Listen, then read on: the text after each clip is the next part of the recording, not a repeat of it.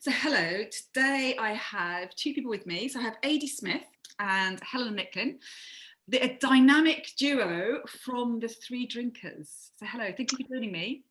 Hello. Really Thank good you for to see having you us. again. Yeah. Excellent. So this is going to be, we're recording this on a Friday, which is quite apt because it's all about one of my favourite subjects, which is alcohol. So I thought, first of all, it would be good to just do a quick introduction and find out who you both are and how you got into your job. So Aidy, you first. Hello. Absolutely. So I fell in love with alcohol when I moved over to San Francisco at the age of 20 years old. And I went to a networking event for my university. And essentially, I didn't know anyone in San Francisco. And I was forced to go to the first networking event in about 5 years for the uni. And I'm thinking, oh my God, I've just traveled for 60 hours. The first plane got cancelled. I'm so tired. And then it dawns on me, I'm 20. I can't actually drink at that point in the US. I'm like, oh no.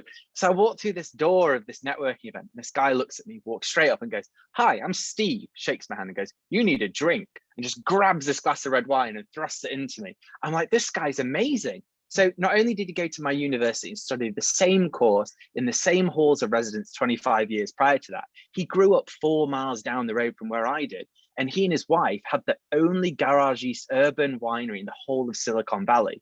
So I started basically going over there on weekends and just helping them make wine. And from there, I just completely and utterly fell in love with everything that was to do with drinks.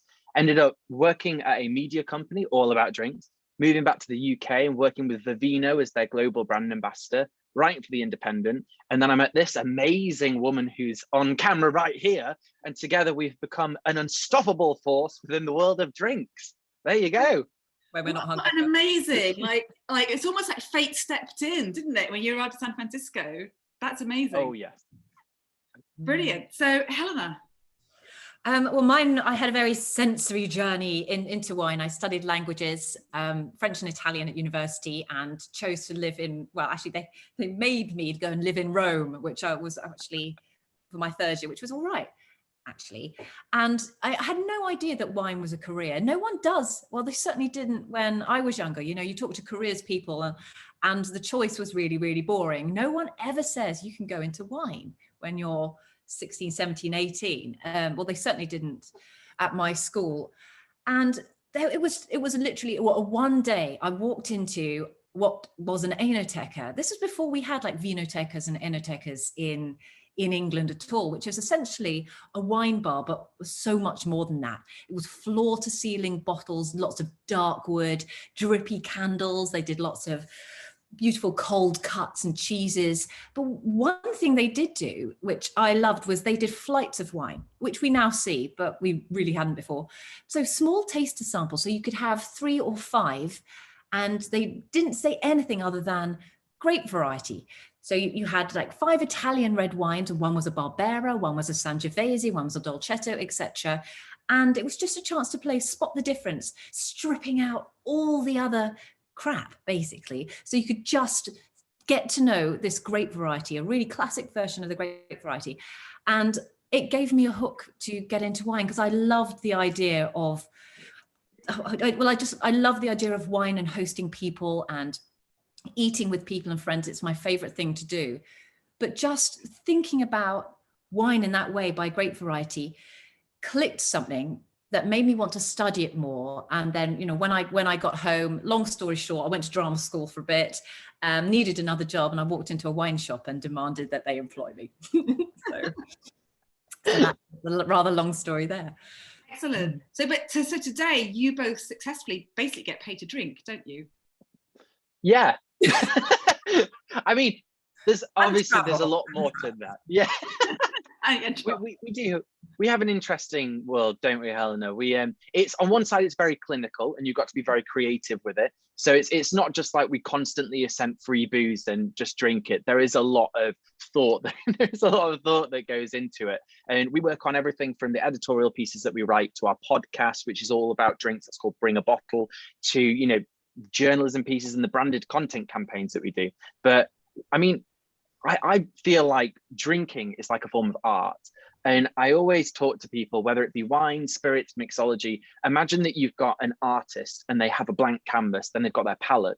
And on the palette, you have all these different types of paint, but then you've got your chalk, your pencils, your crayons, and that's all the different processes. So the yeast or the equipment that you're using or the grape varieties that you use, and you're creating this masterpiece in front of you, which is different based on everyone's taste, but it's still a piece of art. And so that's how I look at this. I look at us as visionaries in a way, you know, taking these tools and using our creativity to craft a certain picture. Well, I think one of the reasons we've got on so well is because we both really don't like the stuffy vision of the old guard of the wine trade, or a lot of pontificating and red trousers, and people can be really, really snobby. So that we've kind of broken away from that, like from the trade, and we've fixated ourselves on real consumers, real drinkers. And so when we go and we run our tastings and we talk about things, it's hopefully a lot more entertaining, and it's not about showing off knowledge about malolactic fermentation and oak barrels and stuff. It's saying this is the difference between Pinot Noir and Cabernet Sauvignon, and, you know, giving it a story to remember and making it a lot more visual and fun. So yes. You used to write you just wrote some wine pieces for us, and I loved it because you made it really accessible, and I would go out and try the wines that you drank, because I don't know, obviously not neither of you will probably relate to this, but as someone who's not educated in wine, all I can do is go to a supermarket, and with the limited knowledge I have, and maybe I have the countries I like and the types of wines I like, then it's the labels, you know, and the price point. So I buy, you know, we all have our price point, we buy within that price point. So it was really great when you wrote for us I remember you wrote about Fiano, did I pronounce that right, wines? And I tried them, and like, oh God, you know, like it's a whole different taste and a wine I'd never heard of before. So it is a world that you often feel locked out of, I think, if you don't have education.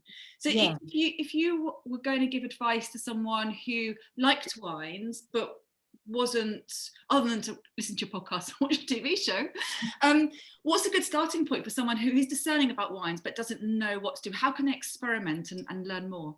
Well, we've probably both got different views on this. ADG, I've got a clear one, but do you want to give? You go first. You go first, and then I'll chime in afterwards. Yeah, okay. Well, with me, I always think the best way to approach wine, because it's massive, it's such a huge subject, and you can get completely bogged down in it. I say start with grape variety. So get to know the world's like top 10 grape varieties really well. And the way you do that is you pick one, so Chardonnay, and sort of research the top 3 places in the world that make Chardonnay, which might be Chablis in France and Greater Burgundy as well, Napa, California, and maybe Australia. And you just do a tasting tour of, say, 3 Chardonnays from all around the world, and you'll get to see the difference, the difference in styles in those countries, and you'll work out eventually that maybe it's because there's a lot more sunshine in Australia, that there's a lot more fruit and a lot more body, etc., because the fruit is riper. So that's what I would say. Start with grape variety and do a tasting tour all around the world. I like the idea of a tasting tour. I wholeheartedly agree with that as well. And I think that alongside that, at the same time, maybe download something like Vivino to your phone. So it's an app where you can take a picture of a bottle of wine, keep a record of what you have, and you can write your own tasting notes in there, and you can score it out of 5. 50 million people across the whole of the world have this app. And so when you're looking at wines, you're seeing a score based on what real people think, not just a critic or whatnot with a 1-point score. And if you start doing what Helena said there, and check out a grape variety, do your tasting notes, it will start to work out a correlation of wines and tasting notes that you enjoy. And then it'll start to recommend you certain wines from certain retailers around the price point that you buy them. So it's basically taking all this really, really cool data around you, your tasting profile, your purchase point, grape varieties, and tailoring specific wine recommendations to you. So that gets rid of that whole walking into the store and being like, oh my God, I feel so overwhelmed. But yeah, I think that using both of those points side by side is a perfect way to begin falling in love with wine and just learn a bit more about it. I didn't know. So I've got Vivino, and what I would do, like, it's so good, you photograph the wine label, don't you? And then it finds the information. But I didn't realize that you could put your own opinions of the wines in there, and it would craft kind of start to understand. That's really good. So I will start using that in a different way now. And it's got a lot more kind of educational stuff as well, and you can buy wines for it now. So it's come on a lot in the last few years, for sure. Excellent. Absolutely. I know that there are other things you're passionate about as well as wine, though, aren't there? I mean, AD in particular with disability and things like that. Absolutely. So, as a duo, we are very inclusive in terms of what we do, whether it be female empowerment, LGBTQIA communities, disability communities, ethnicity communities, and we have an ethos that we try and encompass all of these things into what we do. Now, I grew up with Tourette's syndrome, and I'm probably one of the only TV presenters in the world with Tourette's syndrome. And one of the major reasons that, we decided to make our own TV shows, we spoke with one another and we thought, right, well, we could all go down the screening route, but who's going to let someone in who has Tourette's? There's that stigma that we all swear.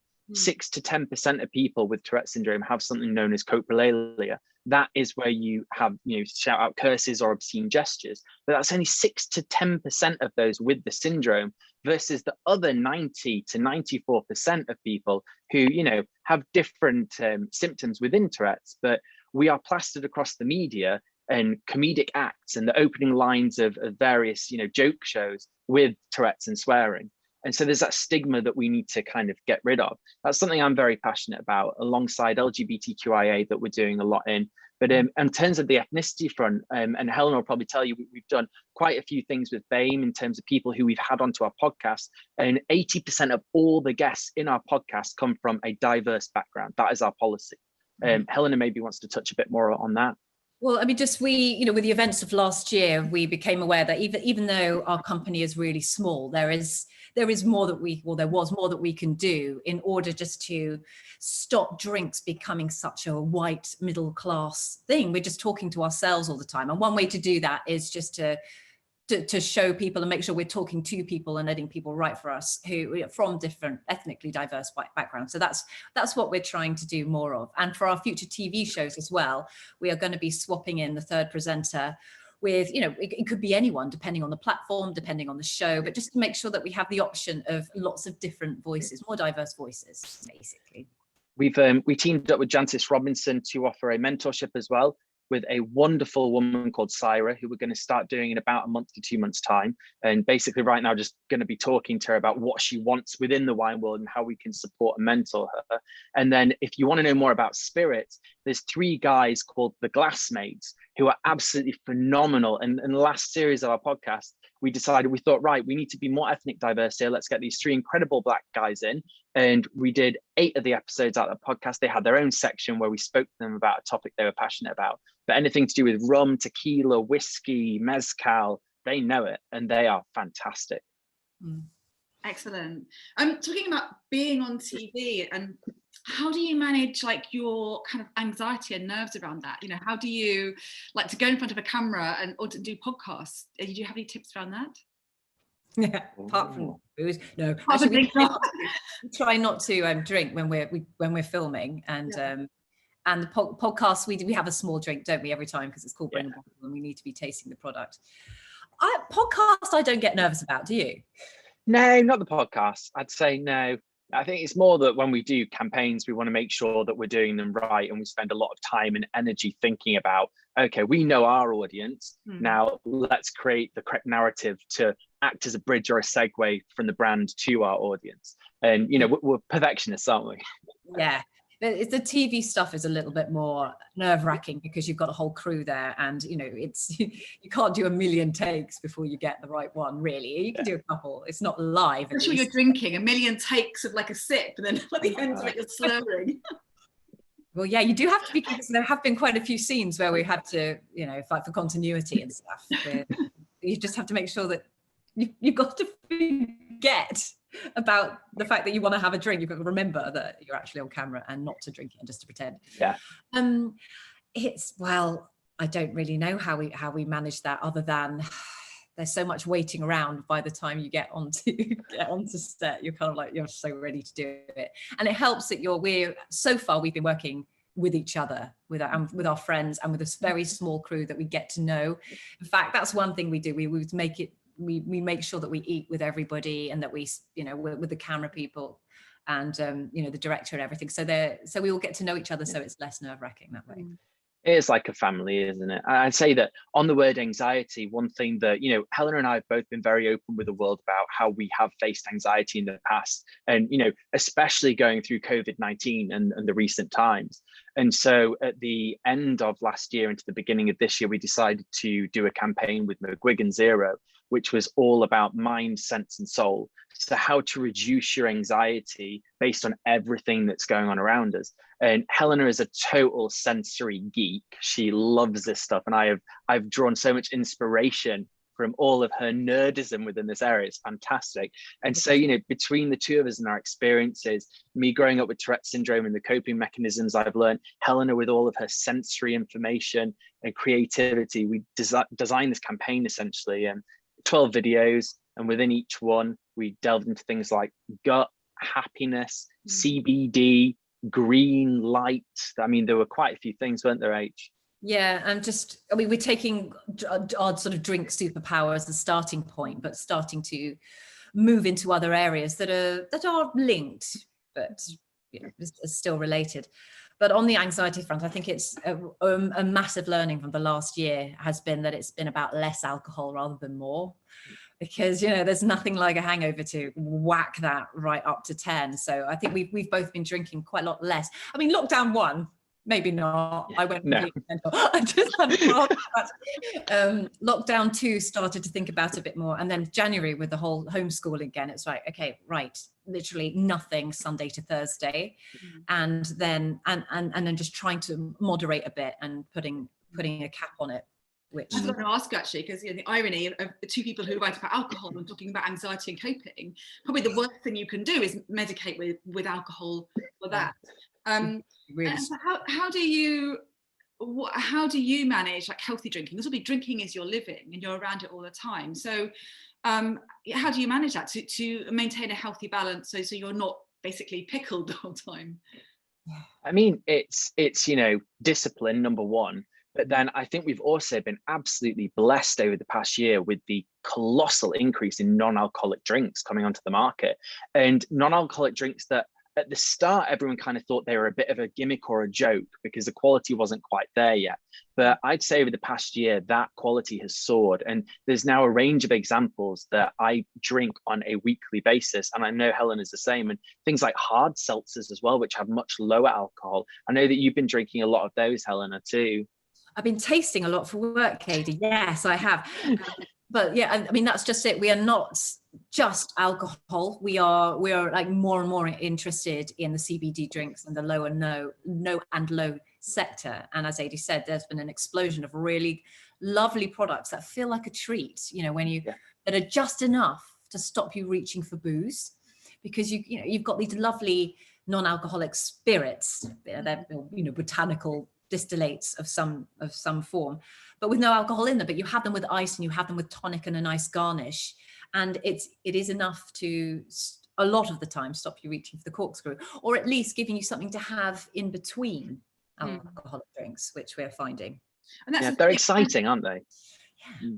I think that's the thing. I think often, you know, like especially when you get to Friday and if you've abstained during the week, it's that treat to, you know, and it's the whole kind of ritual of you know, prepare, even if it's getting the wine bottle out the fridge and getting your glass out the cupboard, it's the whole ritual and the expectation of having that. And then so if you don't drink, it's kind of like a punishment, isn't it? And it's like, well, what do you replace like that lovely, as you know, say like the beautiful glass and the chilled, you know, lovely drink in it and the ritual of preparing it. So maybe sometimes it can replace that, but still give you a nice drink. It can, but that you've hit the nail on the head. That is the hardest thing. It's the treat element. And I think particularly, you know, in England, where we absolutely love to booze, it's really hard, you know, and if you're with people who are drinking as well, it's really hard to moderate too.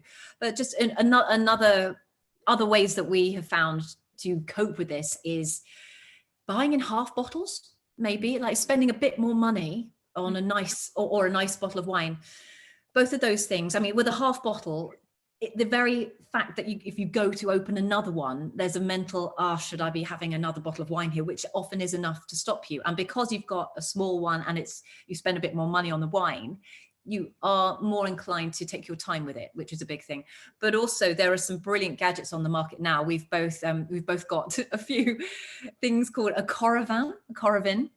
And what they do is they allow you to have a glass or two from a bottle, even whether it's in cork or screw cap, without having to either crack the screw cap or take out the cork. So you know the rest of it's not going to spoil. So you don't have that excuse of having to finish it all. You know. That old excuse. I didn't want to, but There's two other tricks as well that you could utilize. One of them being, I think Helena alluded to this earlier, is start off with a low alcohol drink before you get into the big alcohol, because it's still a nice refreshing treat. And two, have a glass of water in between every glass of alcohol that you have, because you find that because you're more full, you drink less, but you're still enjoying what's in the glass, and you tend to stop earlier and not go as late into the evening with the drinking as well. Still enjoying it, you're just more hydrated, so you get less of a hangover the next day. I have to say, I did try that a few weeks ago, and it really does work. It does, and you wake up in the morning and you don't feel like you've drunk anything. Yeah, I know, it's yes. And yeah, because the problem is also like the quicker you get drunk, the more you forget to drink the water as well. And, you know, and the more you're like, oh, I'll just have another bottle or something. Yeah.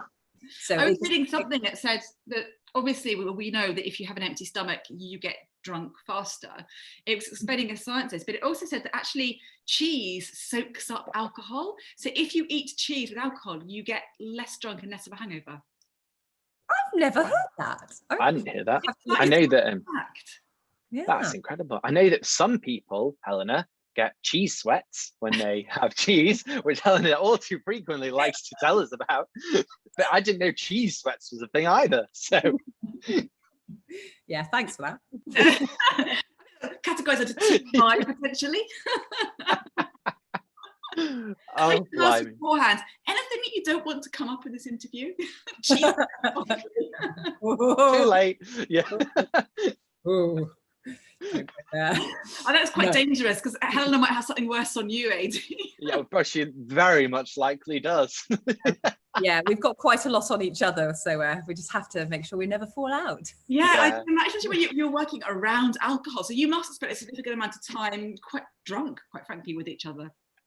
Yeah, obviously not in the last year, not enough. It would have been really nice to see you in the flesh rather than well, it's interesting, isn't it? Because, you know, we end up working when we're filming, we're with each other about 16 hours a day. And you do become like brother and sister, like soulmates. I mean, we are such a tag team, and we've been described as the Holly and Phil of drinks, for example, just because we've got that tightness. And you really do learn to appreciate the other person. What I love about this situation is we both have our strengths and we both have our weaknesses. We've identified what those are, and so we can help one another. And we know when one of us is having a bit of a bad day and the other one, you know, we always working up. So it's great teamwork, and I think that's something you can only learn from spending so much time in someone's company. Now, excuse me whilst I get a tissue for my eye. So talking about working together, so how did you score a TV show with Amazon Prime? Like what was that process? Well, TV is really hard to make and it takes years and years. So we just did it ourselves. We took the initiative, we had the idea, and rather than wait, because I've been trying to make wine TV for years, as you know, rather than like wait, in some cases it could be like a year just to have the meeting. We went to Milroy's, didn't we? We had with Colin, our third drinker from the first series, came up with the idea, and then 8 months later we had part 1 of the show out on Amazon Prime. So yeah, we produced it ourselves. Yeah. Excellent. I love that. A lot of hard work in a small space of time, but yeah, it was a total learning curve as well, because I think what pays in some respect is we are people who do not come from a TV production background. Yeah. And we made a TV show, so we kind of turned the world on its head and did things a completely new way that had never been done before. And it was that thinking that allowed us to get it out so quickly and kind of, you know, I don't want to use the word disrupt things, but we disrupted things. Yeah, I mean, ignorance was bliss in this regard. You know, had we known what we know now, we probably wouldn't have had the courage to even try. That's the thing, isn't it, about ignorance? It can make you brave because you don't know what you don't know. Yeah. So if you look back now and like the massive mistakes you made initially, because there's always a huge learning curve, isn't there? What were some of the big ones? I don't want to be mean to other people. You go. I mean, I would just say that, you know, when you start doing your pilot, there's various different things that you look back on the series and you think, I would have done that differently. I would have done that differently. I would have done that differently. I think that one thing that we are quite serious about in the future is having a more balanced team of male to female ratio as well. You know, the first team was basically all men and Helena, and then our kind of art and makeup lady who is in there. And I think we need to do a better job of having a better representation of equal balance in the future. And that's one thing I'd say. And we need to have the courage of our convictions, which is obviously easy to say when you're first starting out. You take lots of people's advice, the director, etc. But actually, you know, our gut was right, and there's a lot we didn't do in series 1, and you can tell. Whereas, you know, when we hopefully shoot series 2 and 3 later this year, I think we're going to insist on things that feel, you know, that the crew might not be as comfortable with, but we've got a feeling that it's going to make a better show. You know.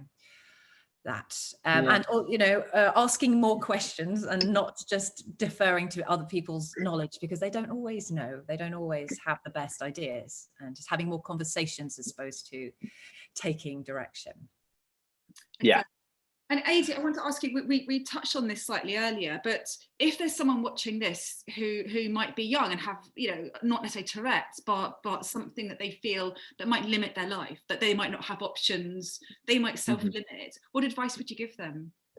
When I was growing up, I was frequently reminded that I would never get anywhere in life, that I would always be subpar, that I'd always just get by, that I'd probably always live at home, all these things. And it was very deflating. And I remember going into my university placement department, my school university placement department, where you figure out where you want to go in university.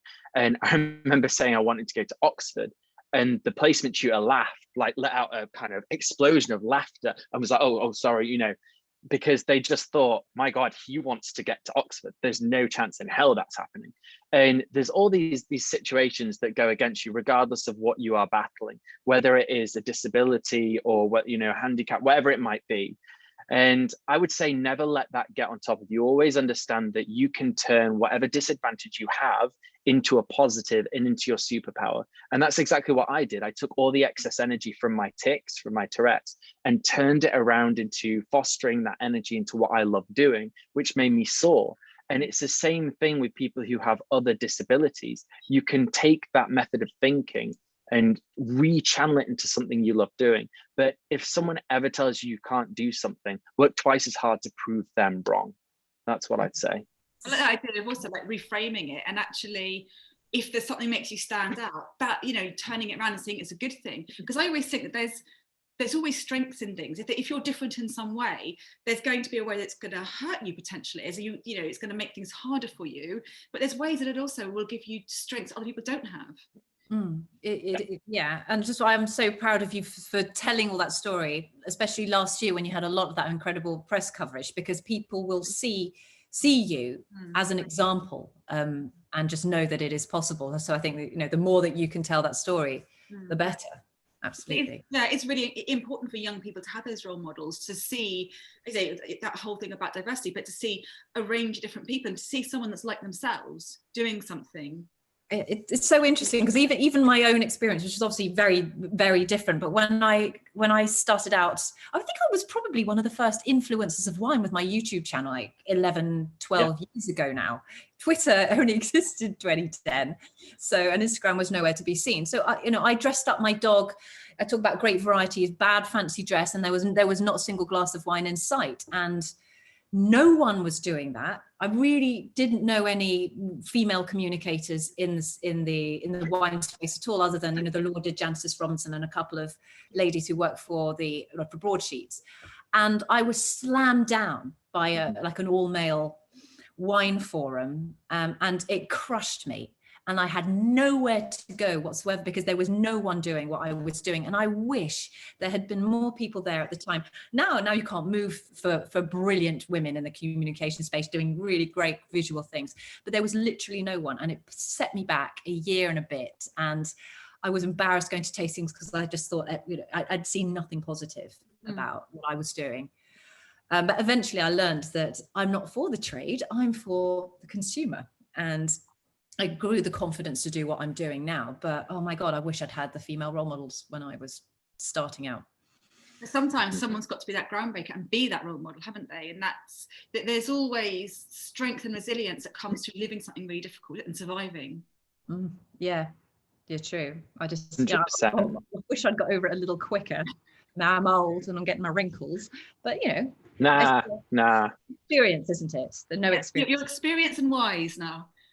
That's Well, I mean, that's one thing, and well, another thing that I love about this, again, just the learnings. Like, as a gay man and a woman, someone with a disability, and someone who's been through hardships in their career with Helena at the beginning, we constantly just rub off on one another and learn all these things we never would have thought about.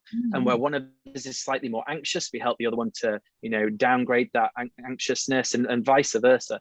And it's been very telling. I think that if we look at where each of us was about 2 years ago, we are very different people to who we are now. Like, we have grown from one another so much. true. Like those tulips behind you, flourishing. So I haven't asked you how you both met, have I? Well, we had a great situation when we first met. We met at Napa Valley tasting, like years and years ago, sat next to each other, got on really well, and we're like, yeah, we should definitely meet up. Then didn't speak again for 2 years. But then when we reconnected after that 2 years, we went out for dinner. We went to the Shard, and we were in, I've forgotten the restaurant now. Maybe it was Obelix, and sat across from each other, had a chat, and it was kind of like that instant spark of, oh my God, you're amazing. We need to do some stuff together. Then we went to Argentina and did a whole video project together, like 2 months later or something. That's why it's really nice, safe relationship. I'm so glad you're gay. I wouldn't be allowed to do this with anyone else. I don't know if I can say that. Darling, I'm going off traveling and to get drunk with this guy. Like, yeah, I know. In Argentina. Yeah, we could ride horses over the sunset. Yeah. Wait, so before, I've got one last question for you both. But is there anything else we haven't covered that you think is really important to say, or you want to explore? No, I mean, I think we've covered many different things, to be honest, which has been lovely. Okay, so my last question is, if this was Desert Island Discs, but rather than discs, it's alcohol. So you're on Desert Island and you can take one bottle of something with you, with a mixer if it's a spirit. What would you take with you to Desert Island? I know. Do you know? You go first. I'll go away thinking. Well, the wine that got me into wine, it would definitely be a wine for me. Wine is my thing. I love all the boozes. But yeah, wine. It would be a Chambolle Musigny Vieille Vigne, red Burgundy, so a Pinot Noir from the Burgundy region of France, from a particular producer called Comte de Vogüé. And I first tasted it at my first ever wine job. And it was when I realized that wine could just transcend any kind of drink. And it was just so much more than just a drink. And oh my God, I still remember how it tastes, this beautiful, ethereal, earthy, complex, light thing. And I've been chasing that ever since, actually. So yes, it would be a 97 Comte de Vogüé Vieille Vigne Chambolle Musigny. There we are, Pinot Noir, basically. There you go. I don't ask you to pronounce that. All right, I've thought of mine. I would take a 2012 Zinfandel that I made with my family, my San Francisco, California family, not because it's the best tasting wine in the world, but because it holds so much symbolism for me about how and why I got into this. And I got into this through love. So if I could take that to the desert island with me, then, and have a little bit of that, well, I'll probably drink it all within one night, but what are you going to do? Just to remind me of the reason why I decided to get into all of this. Yeah, it would be that. Yeah. Both of you have gone with, obviously, a wine you like to drink, but both of you, it's a memory and emotional connection. Yeah, that's what wine is. I think it's, if you're having a certain vintage or an older wine, and even in the spirits world, you're sitting there thinking, my God, when was this made? What was going on at the time when I'm drinking this? But historically, that year, so many things will have happened in the world. And every time you pop something open, it's so much more than just a drink. As I say, it's art, it's history, it's culture, it's all these things intertwined together and very sensory as well. And I think wine people like us, I say wine because it mostly is wine. Well, wine and whiskey, perhaps. I don't know. My life is punctuated by wines. I remember things, the sensory memory is, I remember what we're drinking. My husband's always saying, how on earth do you remember what we were drinking 8 years ago on that Thursday when we went out to dinner with Thingy and Thingy? So, because that's how it happens. Yeah, rather so instead of Desert Island Discs, it's definitely Desert Island wines for me. Excellent. Oh, you don't want to wake up with a hangover the next morning on a desert island with no source of water, do you? No, water everywhere. Nor coconuts. Drink. Yeah. Well, thank you so much. It's been really lovely to meet you, Aidy, and to meet you again, Helena, because obviously we've been out drinking together. So Must do it again. yes. We'll all go out soon as that 6 rule comes out, and multiple households will do that. Yes, I would love to go drinking with you too, because you'll introduce me to lots of lovely new wines. Oh yes, we can do that. Well, thank you so much for having us. Big love as a scientist. Big love. Thank you. And where can people find you? Obviously, Amazon Prime. The Three Drinkers. Okay. Yeah. So our show is on Amazon Prime. The Three Drinkers do Scotch whiskey, but you can keep up to date with us on the3drinkers.com. That's where our magazine is, and on social at The Three Drinkers, mostly on Instagram. And or our podcast, the Bring a Bottle podcast, which is on Spotify, which is on Acast, which is on Google Podcasts, iTunes, basically everywhere you can find us. Bring a bottle. So bring a bottle and come and enjoy and indulge with us. So is it a prerequisite that you drink while listening to it? Yeah. Advisor. Why not? I've been given an excuse. One of my best friends is a GP, and I love when I drink with her. It's like it's virtually doctor's orders. She's pouring me a drink. It's like a prescription.